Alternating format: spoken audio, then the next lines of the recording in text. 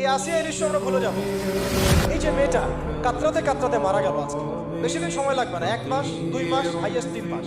এর আগেও বহু ইস্যু আমরা এসেছে ভুলে গেছি, একটার পর একটা এসেছে, একটার পর একটা ভুলে গেছে। আপনারা দেখে নিয়েন 3 মাসের মধ্যে এই মেয়েটাকে সবাই ভুলে যাবে এবং যাবো ভবিষ্যৎ। লিখে নেন আপনারা, এই বাচ্চার কথা কেউ মনে রাখবে না, এই বাচ্চাটার কথা কেউ মনে রাখবে না। 3 মাস পরে, 6 মাস পরে, 1 বছর পরে আরো নতুন ইস্যু আসবে, আরো নতুন পাপ হবে, আরো বড় বড় ঘটনা ঘটবে। এরপরে মানুষ এই বাচ্চাটাকে ভুলে যাবে।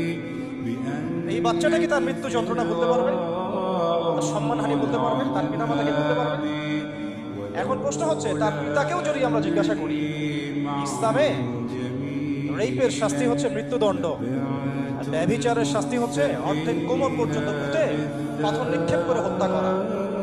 এবং বিবাহিত ব্যক্তি হলে এই শাস্তি, অবিবাহিত হলে 100 বেত্রাঘাত, 1 বছরের নির্বাসন এবং সমাজ থেকে বয়কট করা। আর ধর্ষণ হলে সরাসরি মৃত্যুদণ্ড। 3 মাস সময় লাগার কথা না, 3 দিনের মধ্যেই করা সম্ভব। এটা শরিয়া আইন, এটা আল্লাহ রাব্বুল আলামিনের শরিয়া বিধান। এখন তারাও কি এটাতে রাজি হবে? যারা শোক প্রকাশ করছেন তারা কি এই বিধানটা কার্যকর করতে রাজি হবে?